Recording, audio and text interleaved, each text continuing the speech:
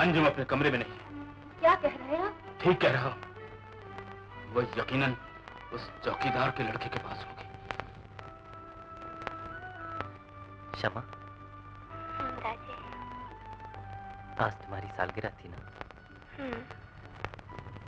मैंने ढेरों फूल बेचकर तुम्हारे लिए एक तोहफा खरीदा है। कबूल कर लोगी ना?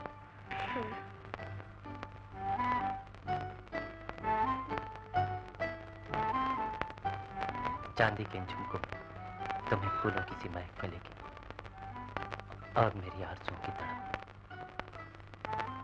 मेरी तरफ देखो शमा, आंखें खोलो।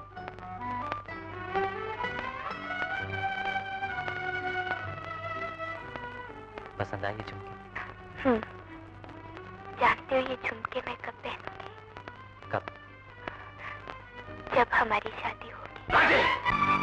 दीदी ये मजाल के तेरे हाथ हमारे सामने तक आ गए, मैं तुझे जिंदा नहीं छोड़ूंगा। डैडी! खामोश रहो अंजुम, वरना मैं तुम्हारी ज़बान खींच लूंगा। जलील कमीने नमक हराम।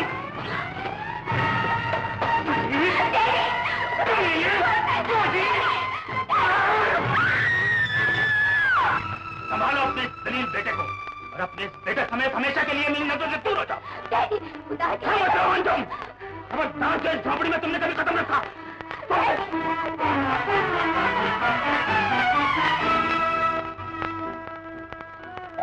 इन्हें रोकिए बाबा, शमा के साथ बहुत जुल्म हो रहा है।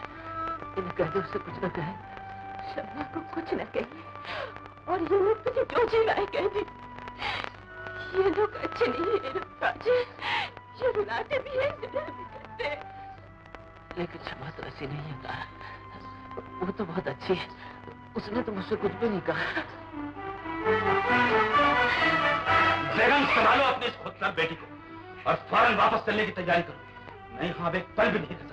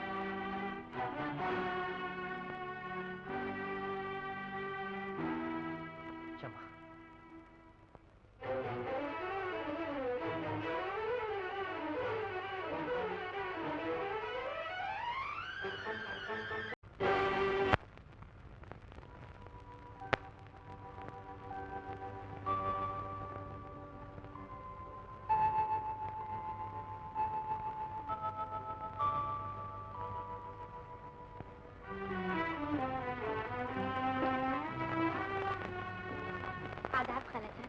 आओ सलमा बेटी, कैसी हो? मैं तो ठीक हूँ खालाजान। अंजुम कहाँ है? अपने कमरे में। सुनो सलमा बेटी, अंजुम जिस दिन से पहाड़ से वापस आई है अपने कमरे से बाहर नहीं निकली, किसी से बात तक नहीं करती। अब तुम उसे समझाओ ना, वो जो कुछ कर रही है ठीक नहीं। तो उसने अब तक उस बात का... अब देखो ना भला, तुम भी उस दिन वहीं थे। ज्यादती उसके डैडी की नहीं, खुद अंजुम की है। माँ बाप तो बुरी भली बातों से टोका ही करते हैं। आप फिक्र न कीजिए खालाजान, मैं उसे समझाती हूँ।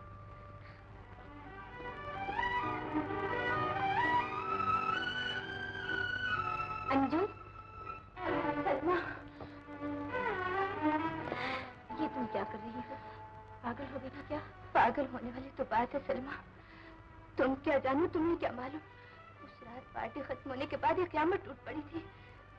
राजे के साथ बहुत जुल्म किया है लोगों ने। लेकिन जो कुछ तुम कर रही हो वो भी तो ठीक नहीं है। मैं कर ही क्या रही हूँ? दुख तो इस बात का है कि मैं कुछ भी नहीं कर सकती, बिल्कुल बेबस हूँ। खुदा के लिए एक बार तुम मुझे राजे के पास ले जाओ, वरना मैं मर जाऊंगी सलमा। अंजुम, ये तो कैसी बातें सोच रही है? इन हालात में तेरा राजे से मिलना बहुत जरूरी है सलमा। तुझे नहीं मालूम मैं उसे किस हालत में छोड़कर आई थी। मिलकर नहीं आ सकी, कुछ बताकर नहीं आ सकी। मेरी प्यारी बहन, जैसे भी हो, जिस अंदाज से भी हो, मुझे एक बार राजे के पास ले चलो, वरना मैं मर जाएगा, पागल हो जाएगा सलमा। बाबूजी, क्या है? आपने शमा को तो नहीं देखा? कौन थी शम्मा? पागल तो नहीं हो गया? सारा गांव से पागल कहता है चाचा। वो तो दरख्तों और कबूतरों से बातें करता रहता है। कुछ तुम ही उसे समझाओ। मैं उसे क्या समझाऊंगा रंजू? उसके इसी पागलपन से तो नौकरी भी गई, दर बदर हो गई। अगर तू हमें अपनी झोपड़ी में न ले आता जी, तो हमारा कोई ठिकाना नहीं था। क्यों शर्मिंदा करते हो चाचा? ये तो मैंने अपना पैदाइशी फर्ज पूरा किया है। मेरा मतलब है कि मैं तो पैदा ही इसी काम के लिए हुआ था कि तुम नौकरी से निकलो और मैं तुम्हें अपने घर ले आऊं। लेकिन तुम राजे का कुछ बंदोबस्त करो चाचा, उसका कुछ इलाज विलाज करवाओ। मेरा ख्याल है उसके जिगर में गर्मी पड़ गई। अरे नहीं रंजू, वो तो सदा का बावला है, तू नहीं जानता? बचपन ही से उलट पुलट बातें किया करता है। लेकिन अब उसे समझाओ ना मामा, जाओ उसे घर ले आओ। अच्छा, तू कहती है तो एक बार फिर चला जाता हूँ।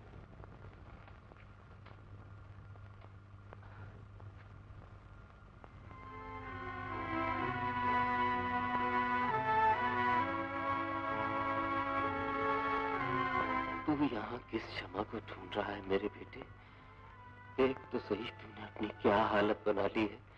घर चल राजे, लेकिन क्षमा तो यहाँ आएगी ना बाबा? उसने कहा था तू अपने घर रहना, मैं वहां आऊंगी। सच बाबा, मैं तुझसे झूठ थोड़ी बोल रहा हूँ मेरे बेटे। चल घर चल, वहीं तेरी क्षमा तुझसे मिलने आएगी। आएगी ना? क्यों नहीं आएगी? जरूर आएगी। चल शाबाश, घर चल, कहीं तेरी क्षमा आकर लौट न जाए। चल बाबा, जल्दी चल, मेरी क्षमा मेरा इंतजार कर रही होगी। मैंने उसे समझाने की बहुत कोशिश की है खालाजान, लेकिन आप तो जानती हैं कि वो बहुत जिद्दी लड़की है। उसकी ये जिद बिल्कुल गलत है सलमा। ये तो ठीक है खालाजान, लेकिन इस वक्त अंजुम की ज़हनी कैफियत ये है कि उसे इस घर के हर फर्द से, इस जगह से चिड़ची हो गई है। अब क्या होगा सलमा बेटी? मैंने सोचा है उसे अपने घर ले जाऊं, वहां जाकर उसे प्यार से समझाऊंगी। हो सकता है वो मेरी बात मान जाए और अपनी जिद छोड़ दे। ये तुम्हारा हम पे एक एहसान होगा बेटी। अगर तुम्हें यकीन है कि वो तुम्हारी बात मान जाएगी तो उसे अपने साथ ले जाओ, लेकिन इतना जरूर करना, उसके डैडी के आने से पहले उसे घर वापस ले आना। आप फिक्र न कीजिए खालाजान, सब ठीक हो जाएगा।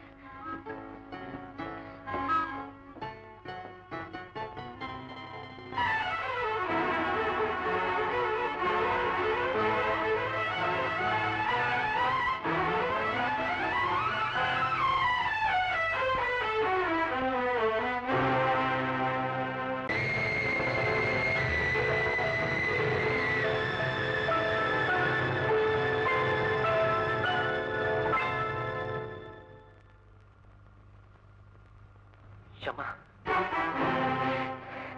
राजे,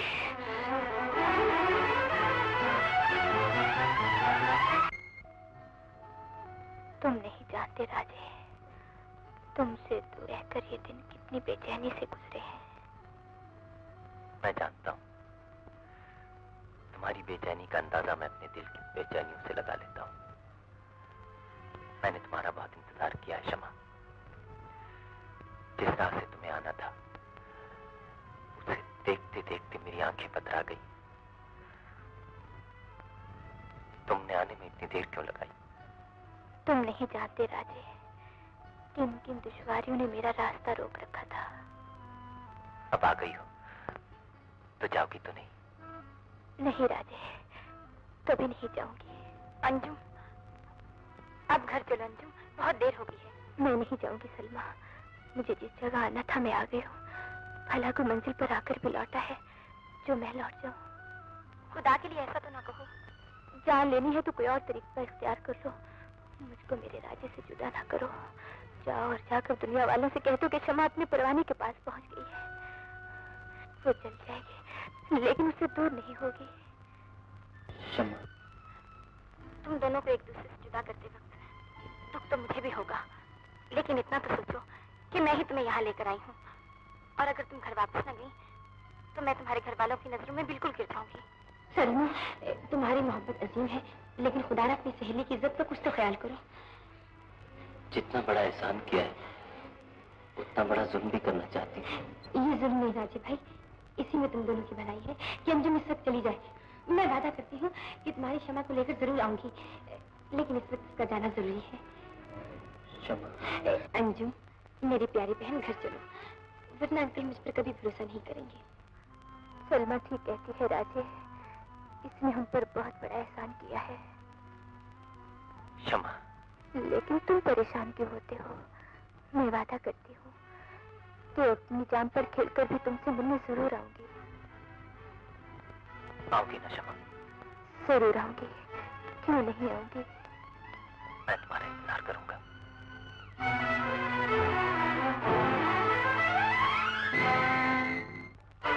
अंजुम नहीं आई? क्या कह रही हैं आप? मैं खुद सलमा का इंतजार कर रही हूँ, वो तो आपके यहाँ आई होगी। लेकिन वो दोनों तो सुबह से ही। बेगम, सुन लिया तुमने? तुम्हारी लाडली बेटी वहां भी नहीं पहुंची। जी, लेकिन वो तो सलमा के साथ ही गई थी। मैं कहता हूँ तुमने उसे घर से बाहर कदम निकालने ही क्यों दिया? मैंने सोचा था कि सलमा उसे समझाएगी। उसे कोई नहीं समझा सकता सिवाय इसके के।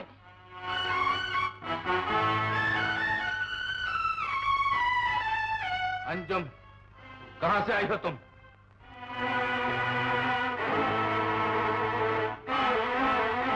बताओ अंजुम, तुम सुबह से इस वक्त तक कहां रही? जी वो मैं राजे से मिलने गई थी डैडी। क्यों गई थी तुम? इसका जवाब तो मैं नहीं दे सकती, बस चली गई थी। अंजुम, मैं तुम्हारी जिंदगी खत्म कर दूंगा। हट जाओ बेगम, इसे किसी से मिलने की इजाजत मत दो, और इसकी सहेली को जिसने हमारे एतमाद को धोखा दिया है, घर में कदम मत रखने दो। तुम इस घर से बाहर नहीं कर सकते। तुम इस कमरे में घुट घुट कर मर जाओ, कि हम तुम्हें वो नहीं करने देंगे जो तुम चाहती हो। मगर कब तक इंतजार करोगे? कब तक उसकी राह देखोगे?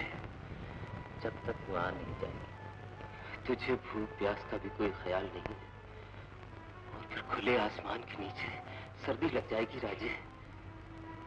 जो लोग इंतजार की आग में जलते हैं बाबा, उन्हें कुछ नहीं लगता, न भूख न सर्दी। तू मुझे मेरे हाल पे छोड़ दे बाबा, मैं बड़े मजे में। वो किस लिए नहीं लगती कि उसने कुछ नहीं खाया होगा। नींद इसलिए नहीं आती कि वो जाग रहा होगा। बेटी, कौन किसी की राह देखता है? वो आराम से अपने घर में लेटा होगा और तू खामखा अपनी जान को हलकान किए जा रही है। नहीं, आप लोग राजा को नहीं समझते हैं। उसे मेरे वादे का पूरा यकीन है। वो उसी जगह खड़ा बेचैनी से मेरी राह देख रहा है। वो मर जाएगा अम्मी, आप लोग उसे मार डालेंगे। रात मैंने उसे आवाज दी, क्षमा, आओ मैं इंतजार कर रहा हूं।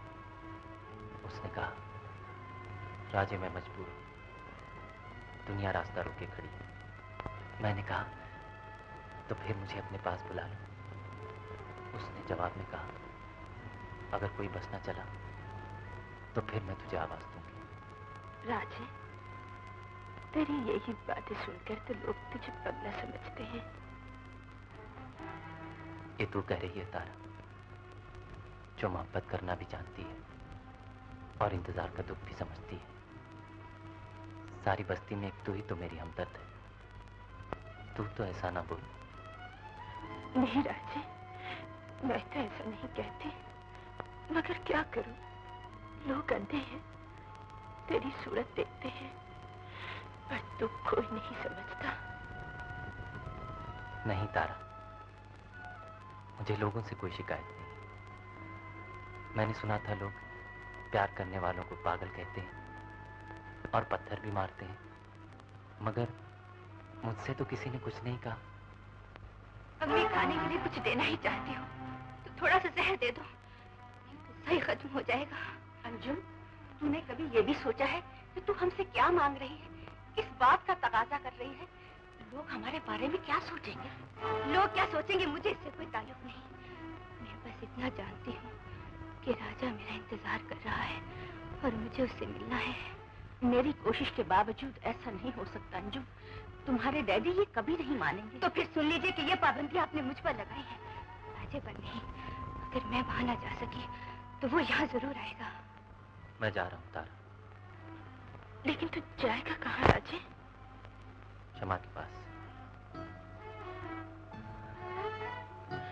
मैं तुझे रोकना तो नहीं चाहती, लेकिन तुझे याद है ना राजे, अपनी वो पुरानी झोपड़ी जहाँ हम दोनों बचपन में खेला करते थे, याद, फूल बेचा करते थे। अच्छी तरह याद है। और फिर एक बार तूने ये भी कहा था कि मैं तुझे कहानी की वो शहजादी लगती हूँ जो परवाने का इंतजार करती रही थी।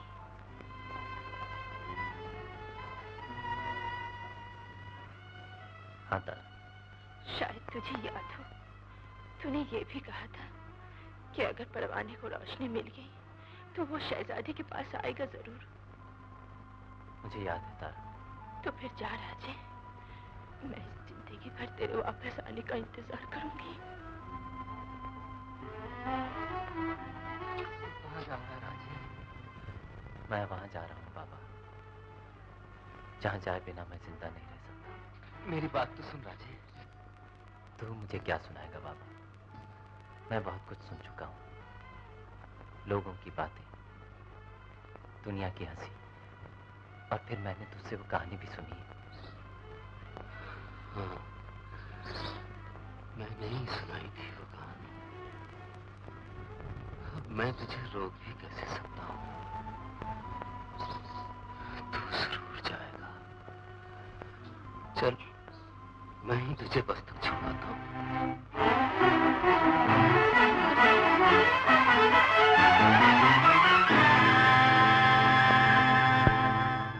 हाँ भाई जल्दी आओ, आखिरी बस जा रही है। आ जाओ आ जाओ।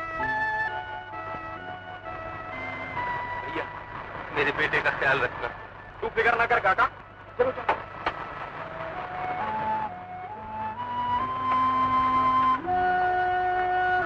चलो उस्ताद।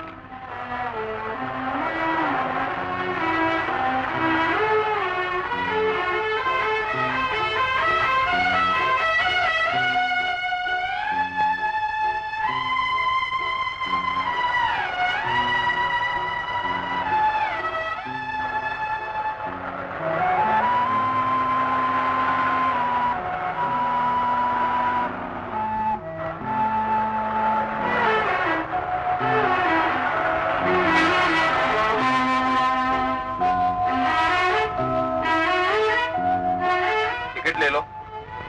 अरे भाई टिकट ले लो। कहाँ जाना है? शमा के पास। ये शमा कौन सी जगह है? तुमने देखी है ना शमा? अबे तू तो बिल्कुल पागल मालूम होता है। पैसे निकाल पैसे। पैसे तो मेरे पास नहीं। मैं तो शमा के पास जा रहा हूँ। शमा के पास जाएगा? चल उधर, चल नीचे, चल चल पागल का बच्चा।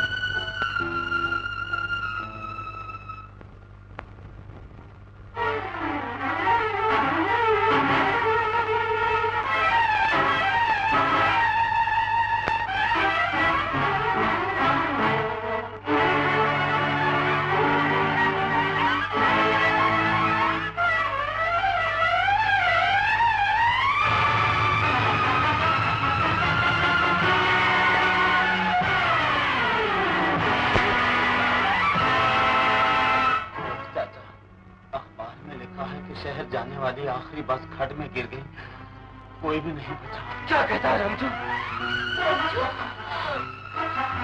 मरने वालों की लाशों का पता तक नहीं चला। ऐसा नहीं हो सकता, मेरा राजा नहीं हो सकता, कभी नहीं हो सकता। वो तो मेरे लिए रोशनी लेकर आएगा।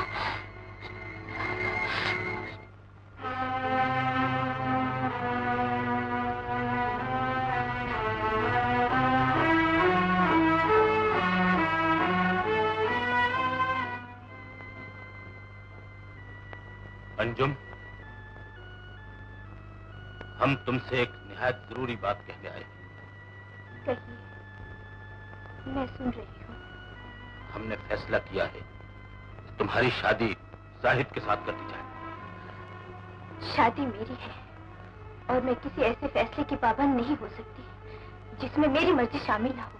हम तुमसे मशवरा करने नहीं, फैसला सुनाने आए। लेकिन ये मेरी जिंदगी का मामला है, आपको फैसला करने का कोई हक हासिल नहीं। ये हमारी इज्जत का सवाल भी है, जो तुम्हारी जिंदगी से कहीं कीमती है। याद रखो, तुम्हारी ये जिद कभी पूरी नहीं होगी। हम अपनी इज्जत, मनसब और खानदानी रिवायात को एक जाहिल, गमार और जलील इंसान के कदमों पर कभी नहीं डाल सकते। डैडी, आप राजे को इसलिए जाहिद कहते हैं कि वो पढ़े लिखे लोगों की तरह झूठ नहीं बोल सकता, इसलिए गवार कहते हैं कि वो कोठियों और बंगलों में नहीं रहता, इसलिए जलील समझते हैं कि उसके पास पहनने के लिए कीमती लिबास और घूमने के लिए खूबसूरत कार नहीं। आगे भी मुझे ये बताइए कि दुनिया के किस कानून ने ये कहा है कि गरीब जलील होता है? कौन सा मजहब ये कहता है कि गरीबों को मोहब्बत करने का कोई हक नहीं? डैडी, अगर ये आपका आखिरी फैसला है तो यकीन कीजिए कि ये शादी नहीं, आपने मौत की सजा दी है। अंजुम, तुम कुछ भी समझो, अब दुनिया की कोई ताकत इस फैसले को तब्दील नहीं कर सकती।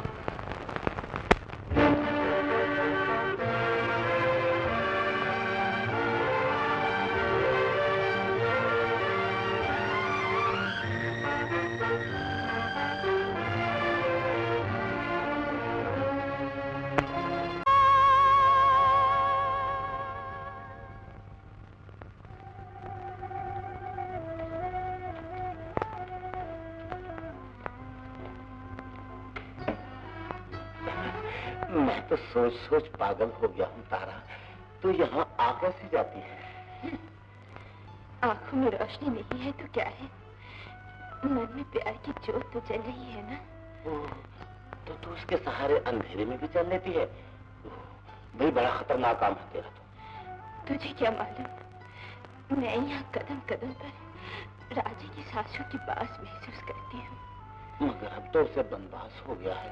अरे पगली, तूने वो मिसाल नहीं सुनी कि ना रहे बांस और ना बजे बांसुरी? वो मर गया है तारा। रंजू, लाख बार कहा है ऐसा मत कहा कर। मेरा राजा कभी नहीं मर सकता, कभी नहीं।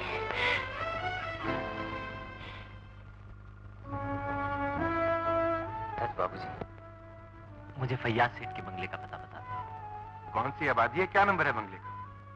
ये तो मुझे नहीं मालूम। उनकी एक बहुत बड़ी मोटर है और उनका एक बंगला भी है पहाड़ पर। अरे पागल, ये शहर तो बड़े बड़े बंगलों और मोटरों से भरा पड़ा है। तुम बगैर नंबर के बंगला कैसे ढूंढ सकते हो? जाओ काम करो। नहीं ढूंढ सकता, मैं अपनी शमा को नहीं ढूंढ सकता। आपने अंजुम की शादी की तैयारी के लिए तो कह दिया, लेकिन खुदारा उसे किसी डॉक्टर को दिखाइए तो सही। क्या मतलब है तुम्हारा? जब से शादी का सुना है वो बिल्कुल चुप हो गई है, किसी से बात तक नहीं करती। उसे तो जैसे सख्ता हो गया है। जो चाहे हो जाए, मैं अपना फैसला नहीं बदल सकता। मैं फैसला बदलने के लिए कब कहती हूँ? मेरा मतलब है। तुम्हारा मतलब मैं नहीं समझ सकता। अगर बीवियों की बात का मतलब हमारे बुजुर्गों की समझ में आ जाता तो ये दुनिया इतनी तवील ना होती। आदाब अंकल, जीते रहो। बहुत अच्छे वक्त पर आए हो रईस। क्यों? अगर किसी गरीब गुरबा को खैरात दिलवाने का ख्याल है तो अपना ऐसा कोई इरादा नहीं। आजकल के फकीर भी 10 रुपए का नोट मांगते हैं। अच्छा, अपने जमाने में 10 रुपए में तकरीबन 13 शादियां हो जाती थी, 12.5 आने फी शादी के हिसाब से। ये आप दोनों के दरमियान मौसम कुछ अब्रालूद नजर आ रहा है? नहीं, बस कुछ ऐसे ही। और कुछ वैसे ही क्या भाभी? कुछ नहीं भैया, जरा अंजुम की तबीयत ठीक नहीं। अजी फौरन ठीक करते हैं। एक जरा 8-10 बाजियां शतरंज की खिलवाई और यूं ठीक हुई हमारी बिटिया। मेरा ख्याल है रईस भाई। अजी आप फिक्र ही ना करें, आजकल तो डॉक्टर लोग भी दवाओं में शतरंज के मोहरे पीस के डालते हैं। जाना जरा बरखुरदार फनकार किफायत शार अंजुम बिटिया को तो बुला ला।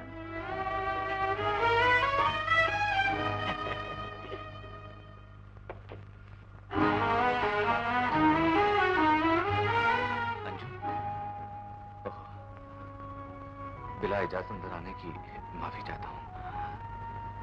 दरअसल आपकी बीमारी का सुनकर आदाब मुलाकात का ख्याल नहीं रहा। क्या बात है, पलट कर देखा भी नहीं। आप मुझसे नाराज तो नहीं? ये ठीक भी तो है। आप सोचती होंगी कि इतना करीब रहते हुए भी ना मैं खुद कभी हाजिर हुआ, ना आपको आने की दावत दी।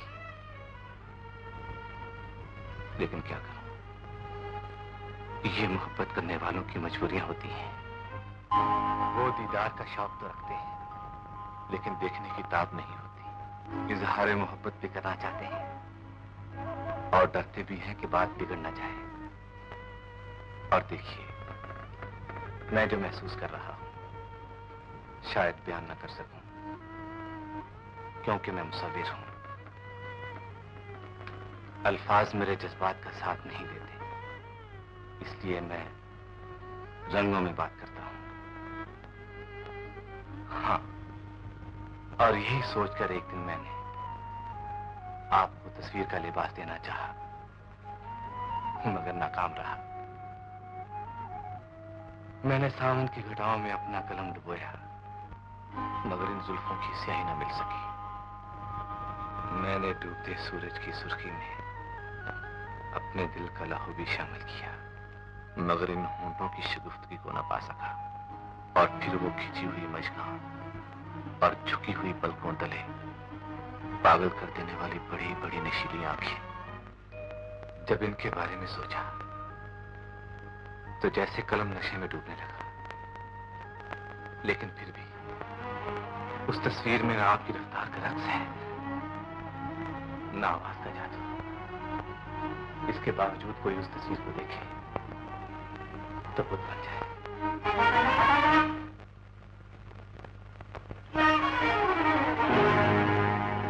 अंजुम,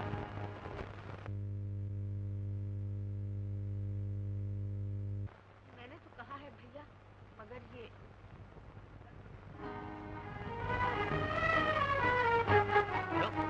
तुम्हें क्या हुआ? ये तो है की हालत बहुत खराब है। वो तो इस तरह चुप है जैसे पत्थर की बनी। आप उसे फौरन किसी डॉक्टर को दिखाएं, ऐसा ना कहीं वो। मैं तुम्हें कब से कह रही हूँ बेटे, कुछ तुम ही समझाओ। ये बेचारा क्या समझाएगा, ये तो खुद फन का मारा हुआ। ये तो सिर्फ आर्ट, थिएटर और नौटंकियों पे रोशनी डाल सकता है। ये है मसला दवा दारू का, और उसमें है ये बिल्कुल नालायक। चलिए फैयाज भाई, किसी शतरंज खेलने वाले डॉक्टर को लेकर आते। आइए चलिए। इनकी इस कैफियत को देखकर यही कहा जा सकता है कि इनके जहन पर किसी सदमे का बहुत गहरा तासुर है। बहरहाल आप इन्हें खुश रखने की कोशिश कीजिए। दवा मैंने लिख दी है, देते रहिए, शायद अफाका हो जाए। अच्छा